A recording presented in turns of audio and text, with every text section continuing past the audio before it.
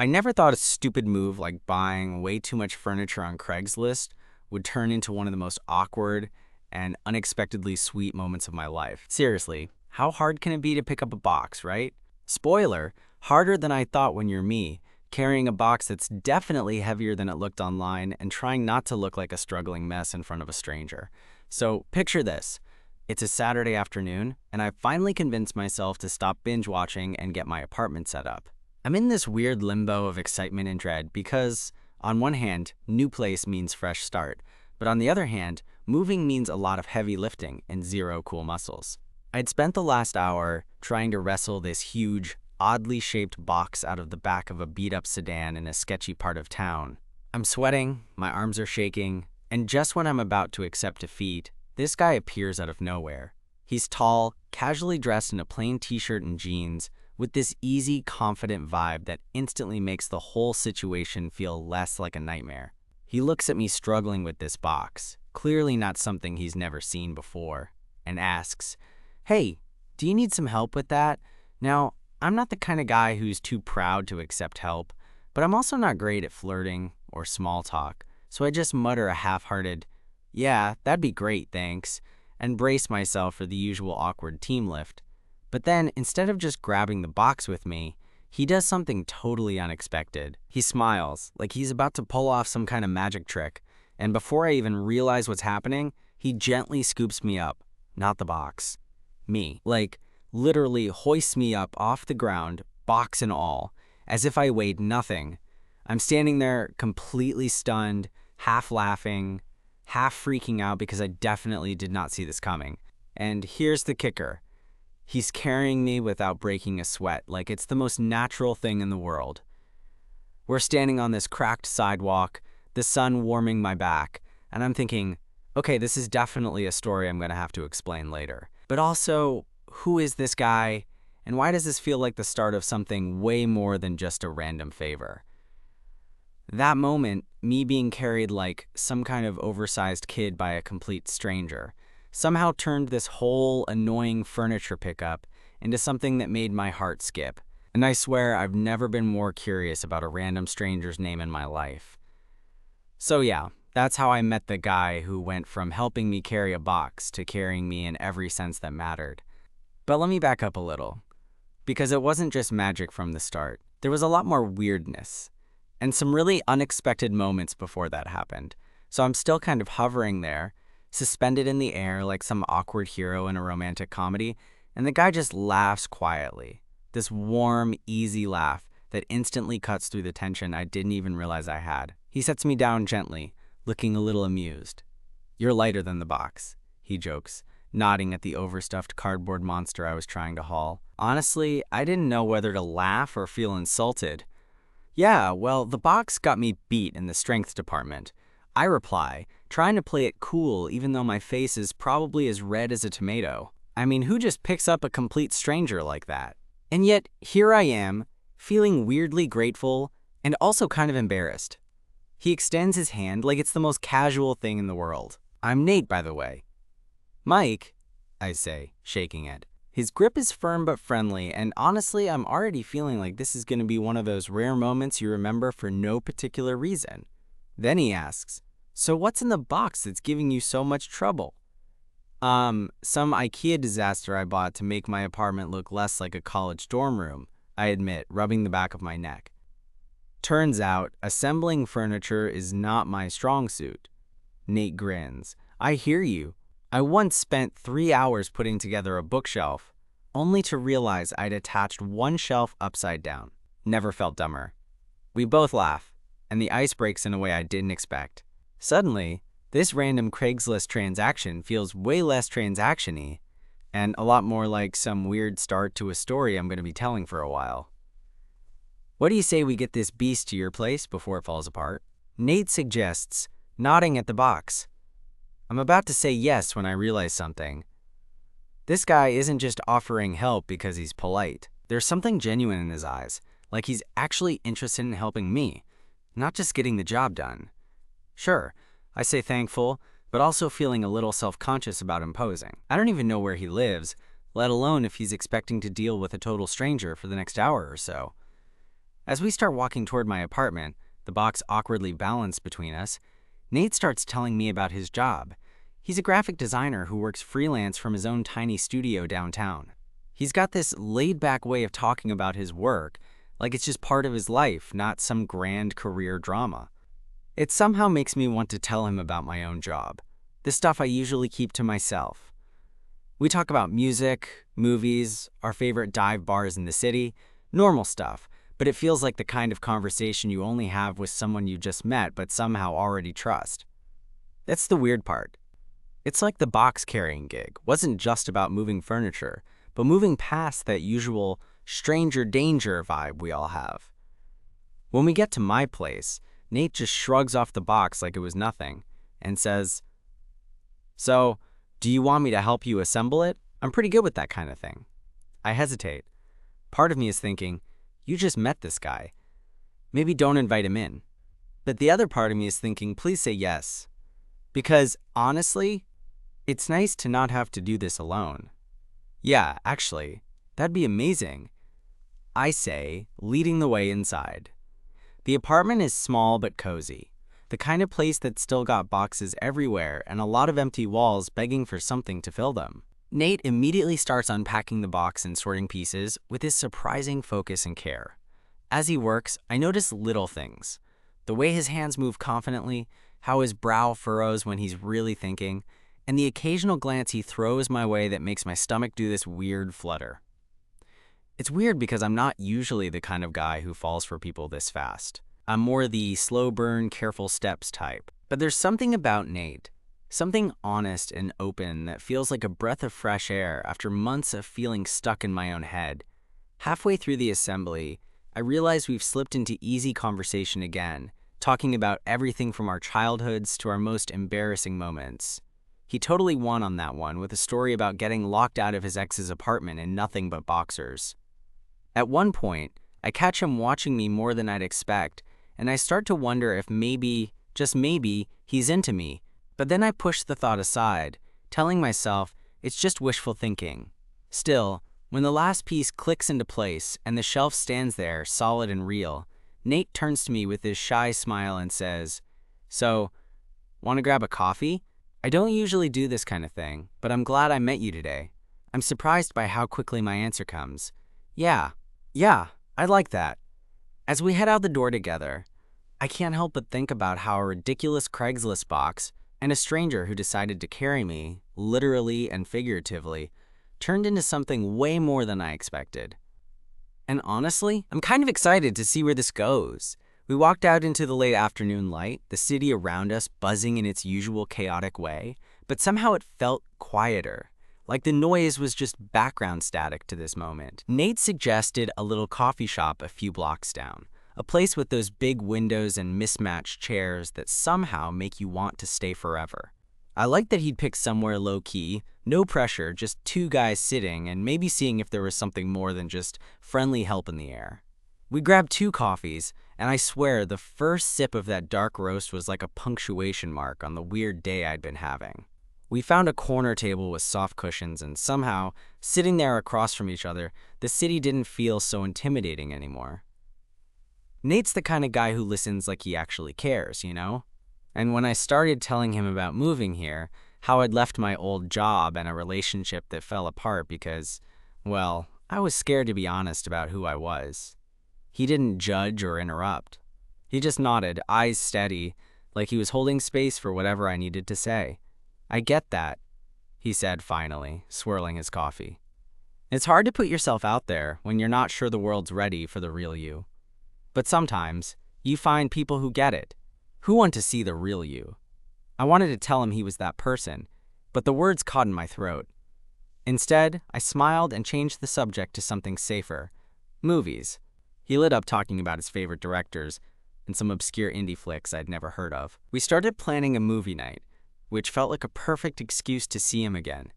As the sun dipped lower and the streetlights flickered on, the conversation slowed, and for a second, I caught myself just watching him, not because I was nervous or trying to figure him out, but because it felt like something new and good was starting here.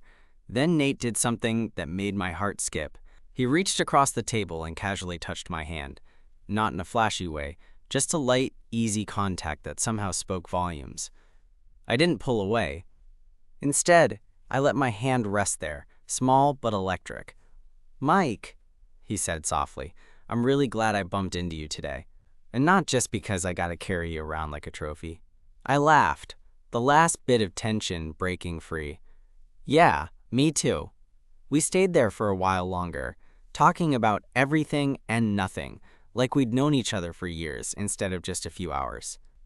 Eventually, I realized I didn't want the night to end, but I also didn't want to rush anything.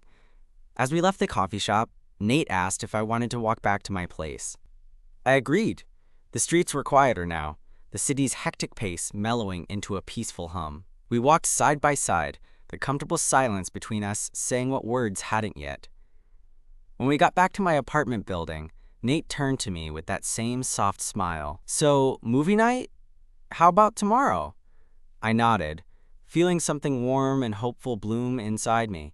"Definitely." He hesitated, then added, "And maybe after that, I can show you my studio." "It's not much, but it's mine." "Sounds perfect," I said. We said our goodbyes at the door, the kind of goodbye that feels like the start of something rather than an end. As I watched him walk away, I realized that day, the one that started with me struggling to carry a box, had somehow carried me into something I hadn't dared hope for, a chance at connection, at maybe even love. And honestly, I can't wait to see where it goes from here. The next day felt like a weird mix of excitement and nerves, the kind you get when you're about to see someone again, but you're not exactly sure what's going to happen. I spent the morning pacing around my apartment, tidying up the place a bit, and trying not to obsess over what to wear. Not that it mattered much. Nate seemed like the kind of guy who'd appreciate a comfortable hoodie way more than a fancy outfit. Still, I settled on a simple button-up and jeans, something that said, "I care," without screaming it. When Nate showed up, I swear my heart did this ridiculous little somersault. He was wearing that same easy smile, and I realized just how much I'd been looking forward to seeing him. Maybe it was the way his eyes crinkled when he smiled, or the way he carried himself so effortlessly, but I felt this pull I hadn't expected. We made our way to his studio, which was tucked into this slightly hidden part of downtown, an old converted warehouse with big windows letting in streams of golden light. The place was small but full of character. Canvases leaned against the walls, a couple of vintage posters, and a record player in the corner softly spinning some classic soul tunes. "This is my happy place," Nate said, gesturing around. "A lot of my better ideas happen here." I was impressed. It wasn't just the art or the vibe, it was the way he talked about it, like he was inviting me into a part of his world. And that felt kind of incredible. We settled onto this worn-out leather couch, and Nate pulled out a stack of his work, sketches, graphic designs, some digital pieces on a tablet. As he showed me his projects, I found myself getting lost in his passion, the way his fingers traced lines on paper, the quiet intensity in his voice. I remembered that day, just 24 hours ago, when he'd lifted me off the ground like it was nothing, and it hit me how much I'd underestimated him. There was more to Nate than just easy smiles and casual kindness. Eventually, the conversation took a turn toward the personal. I shared a little about my own dreams, the fear I'd had about starting fresh, and trying to be honest with myself and the people around me. Nate listened like I was the most important story he'd ever heard. "You're braver than you think, Mike," he said quietly. "It takes guts to be real in a world that wants you to hide." His words hit me harder than I expected. I wanted to tell him that hearing that made me feel less alone, but instead, I just nodded, letting the moment hang between us. The afternoon slipped away, and before I knew it, Nate was asking if I wanted to order some takeout and watch a movie. I didn't have to think twice. The idea of spending more time with him was suddenly the easiest yes I'd given in a long time. We picked a cheesy action flick, something with explosions and terrible one-liners, and settled back on the couch. I wasn't expecting it to feel so natural, like we'd been doing this for ages. And when Nate's hand found mine, fingers intertwining without hesitation, I realized we were both on the same page. Later, after the credits rolled, we ended up talking quietly, the room dim except for the city lights twinkling through the windows. Nate's head rested on my shoulder, and I felt this sense of calm wash over me, like I'd finally found a place where I could just be. "Thanks for today," Nate murmured, "for letting me in." I smiled against his hair. No thank you for carrying me. He laughed softly, and I knew right then that this was only the beginning. The box that brought us together was just the start of a story none of us saw coming. One filled with trust, laughter, and maybe even love. And honestly, I'm ready for whatever comes next. The next few days after that felt like a slow unfolding, a quiet kind of magic that sneaks up on you when you least expect it. Nate and I started seeing each other more, but without any pressure or expectations, just this easy rhythm that made everything feel right. We'd meet for coffee, walk through the park, or sometimes just hang out in my apartment, doing our own thing, but somehow feeling closer than ever. One afternoon, Nate invited me to join him at an art fair his studio was participating in. I was nervous. Art fairs aren't exactly my scene, but I said yes because honestly, I wanted to be part of his world as much as he was a part of mine. The fair was held in this open courtyard, filled with vendors and artists displaying their creations. Nate's booth was modest but full of personality, with vibrant prints and sketches hanging from wire racks. He seemed in his element, greeting friends and strangers alike with warmth. Watching him there, confident and passionate, made my chest tighten in a way I hadn't expected. As people milled around, Nate pulled me aside. "Want to help me with something?" he asked with that mischievous grin. "Sure," I said, curious. He handed me one of his prints, a dark, moody cityscape with a splash of neon color. "This one's new. What do you think?" I studied it, trying to sound thoughtful. "It's electric. Like it captures the city's heartbeat." He smiled, pleased. Exactly what I was going for. We spent the afternoon talking about his inspirations, the challenges of freelance work, and why art mattered to him.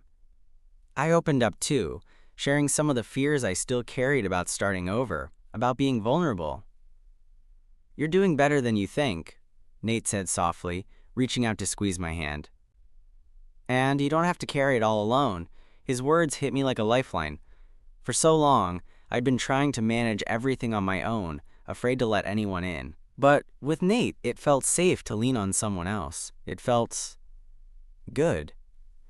Later that evening, we grabbed dinner at a tiny Mexican place Nate swore had the best tacos in the city. We laughed over spicy food and bad jokes, the kind of easy laughter that builds bridges between people. When our conversation shifted to relationships, Nate admitted he'd been cautious after some rough experiences.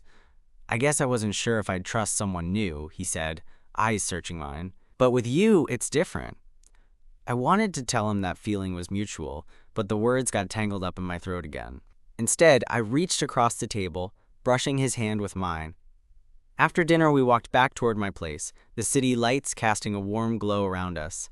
At one point, Nate paused, turning to face me with that sincere look I was starting to recognize as something I could hold on to.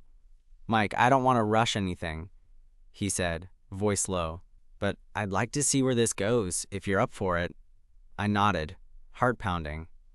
"Yeah, me too."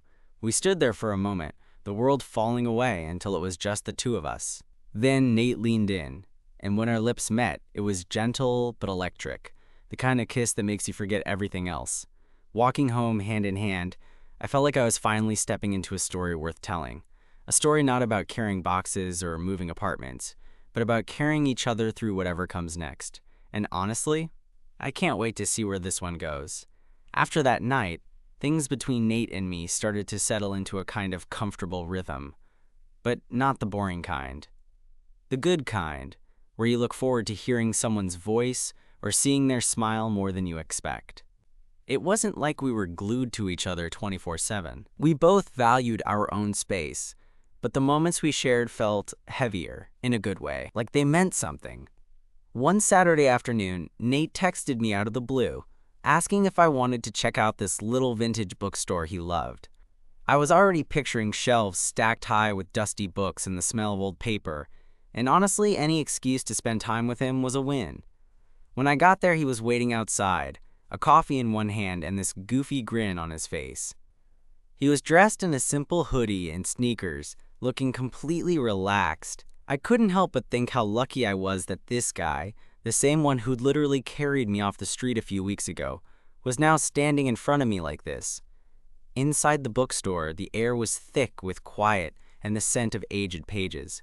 We wandered the aisles, fingers brushing over spines and occasionally exchanging recommendations. Nate found this old graphic novel with a battered cover and handed it to me. "You have to read this," he said. "It's weird, dark, and totally unlike anything else out there." I flipped through the pages, smiling. "Sounds like you." He laughed, and I felt my chest tighten in that familiar way. We found a little nook with plush chairs and settled in, the world outside fading away. We traded stories about books that changed us or made us laugh until we cried. Somehow, the conversation shifted to vulnerability, something neither of us had been great at before. "I used to think showing any weakness was a bad thing," Nate admitted, eyes downcast. "But now it feels like the only way to really connect." I nodded, feeling the truth of that deep in my bones. "Me too. It's terrifying, but worth it." He reached over and took my hand, intertwining our fingers. I don't think either of us said much after that, but the silence was comforting, like a promise. Later, as we left the bookstore, Nate surprised me by grabbing my jacket when the wind picked up. "You're gonna catch a cold," he said, his voice low. I just smiled because in that moment, the world felt like it was exactly where I wanted to be, with him. The next few weeks were a blur of firsts. First time meeting some of Nate's friends. First Sunday brunch where we shared pancakes and awkward stories. First late-night phone calls that stretched into the early hours. Each one chipped away at the walls I had carefully built around myself. But it wasn't all perfect. There were moments when my insecurities bubbled up, when I caught myself wondering if Nate really felt the same way, or if I was just reading too much into it. One night, after a particularly long day at work, I found myself clamming up during a conversation, afraid I'd messed things up. Nate noticed, of course. He didn't push me to talk, but just sat close, rubbing circles on my back. "Whenever you're ready," he said softly. "I'm here." That kind of patience was foreign to me, and honestly, it scared me a little, because it meant I had to be honest with myself and with him. One evening, after a quiet dinner, I finally opened up about the doubts that had been gnawing at me, the fears that I wasn't enough, that maybe I wasn't really ready for all this. Nate listened without interrupting, then took both my hands in his. "Mike, you're more than enough. You're the person I want to be with, fears and all." I wanted to believe him with every fiber of my being. And for the first time in a long time, I felt like maybe I could. As spring started to tip into summer, Nate and I found ourselves spending lazy weekends, sprawled out in the park, sharing ice cream and daydreams about the future. We even started planning a trip, just a short weekend getaway to a cabin by the lake, somewhere quiet where we could escape the city noise and just be. One afternoon, as we lay back on the grass watching clouds drift by, Nate turned to me with that familiar half smile. "You know, I'm really glad you let me carry you that day." I laughed, nudging him playfully. "You mean literally or metaphorically?" He grinned, squeezing my hand. "Both." I looked over at him, feeling a swell of affection. "Me too." And in that moment, I realized something. Sometimes, the heaviest things we carry aren't boxes or burdens, but the people we trust enough to let carry us. And maybe that's where love really begins. That summer weekend getaway we planned finally rolled around, and honestly, I was equal parts excited and nervous. Nate and I had been spending so much time together, but this trip felt like a next-level thing. Like a test of how we do when we were out of the comfort zone of our usual routines and city noises. We rented this tiny cabin by a lake maybe a couple hours outside the city, a place surrounded by trees, with a dock that stretched out into clear water. When we arrived, the air smelled like pine and fresh earth, and the soundtrack was just the rustling leaves and bird calls. It felt peaceful in a way that the city never could. Nate immediately started unpacking the car with that same easy energy he had when we met, and I couldn't help but smile watching him. He seemed so at home out here, like it was exactly where he was meant to be. That first night, we cooked dinner together. Well, Nate did most of the cooking while I chopped vegetables and tried not to burn the garlic bread. We ate on a small picnic table outside the cabin, the stars scattered across the night sky, and the lake shimmering under the moonlight. There was something kind of magical about it, sitting there with him, sharing food and stories and sipping cheap wine from plastic cups. Later, as we sat on the dock with our feet dangling over the water, Nate pulled me close. The night was quiet except for the occasional splash of water and the soft hum of cicadas. I could feel his breath against my ear as he whispered, "I'm really glad you came." I leaned into him without a word, because honestly, I felt the same way. There was something about this trip, about being somewhere far from everything familiar, that made it easier to let my guard down. The next day we went hiking, wandering through trails that wound through the forest. Nate was an easy-paced guy, always looking back to make sure I was keeping up, and when I stumbled on a route, he caught me without hesitation. There was this moment, just after I stood steady again, where we locked eyes, and I swear the whole world shrank to just the two of us. Later, by the edge of a small waterfall, Nate surprised me by pulling out that graphic novel he'd given me at the bookstore weeks ago. We found a flat rock and sat together, reading aloud in turns, our voices mixing with the sound of rushing water. It was one of those moments where everything felt perfectly okay. Like the messy parts of life and the uncertain parts and even the fears we carried didn't matter for a while. That night, back at the cabin, we stayed up late talking about the future, about dreams and doubts and the kind of life we wanted. Nate's voice was steady and honest as he said, "I want to know everything about you, even the parts you think aren't worth sharing." I felt choked up, not because I didn't trust him, but because I didn't think anyone had ever said that to me before. I squeezed his hand and promised to try. By the end of the weekend, something had shifted between us. It wasn't dramatic or sudden, more like the quiet settling of two people realizing they'd found a kind of home in each other. When we drove back to the city, the car was filled with comfortable silence and the kind of tired happiness you get after a trip that changes you in ways you can't fully explain yet. Back in my apartment, as Nate helped me unpack the last bags, I realized just how much I wanted to keep building this. Us. Not just the easy moments, but the hard ones too. A few days later, we were out for a walk when Nate stopped suddenly. He looked nervous, like he was about to say something big. "Mike," he started, "I know we've only been really us for a short time, but I want you to know I'm not in a rush. But I'm serious about where this is going. About us." My heart sped up, and I smiled because I felt the exact same way. "Me too, Nate. I really do." He pulled me close, and this time, when he kissed me, it was full of promise and something deeper than I'd ever felt before. Sometimes I still think back to that day when he carried me around like I weighed nothing, and how that simple act turned into carrying each other through everything that followed. Love isn't always easy or clean, but with Nate, it feels like the kind of thing worth holding on to. And honestly, I'm ready for whatever comes next. Months had passed since that weekend by the lake, and Nate and I had settled into something steady and real. No grand declarations or flashy gestures, just the kind of closeness that builds in shared mornings, quiet dinners, and late-night talks that stretch into early hours. It wasn't perfect. Sometimes we stumbled over our own insecurities or the chaos life threw at us, but we kept showing up for each other, and that made all the difference. One evening, after a long day at work, I found myself sitting on my couch, scrolling through my phone when there was a soft knock at the door. Nate stepped inside, carrying a small box wrapped in plain brown paper and a grin that made my heart skip. "What's this?" I asked, gesturing to the package. He sat down beside me, his eyes warm and steady. "Just something I made for you. No reason, really. Well, maybe a little reason. Curious." I unwrapped the box to find a simple wooden frame with a photo of us from that weekend, the one where he first carried me. We were both laughing, sunlit and carefree, caught in a moment that felt like the start of everything. "I wanted to remind you," he said softly, "of how far we came. From a random Craigslist box to this. Us?" I looked up at him, feeling a lump in my throat. Not from sadness or fear, but from something deeper, something like gratitude and belonging. "You've carried me more than once," I told him, my voice unsteady.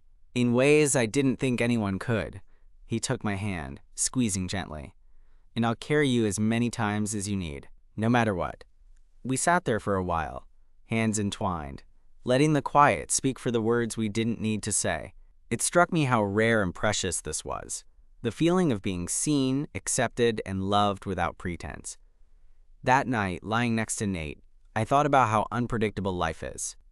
How a clumsy moment with a heavy box led me to someone who showed me strength isn't just about muscle or moving things. It's about trust and connection. No grand gestures, no fairy tale endings. Just two people choosing to carry each other through the ordinary and the messy parts of life. And honestly, that felt like everything.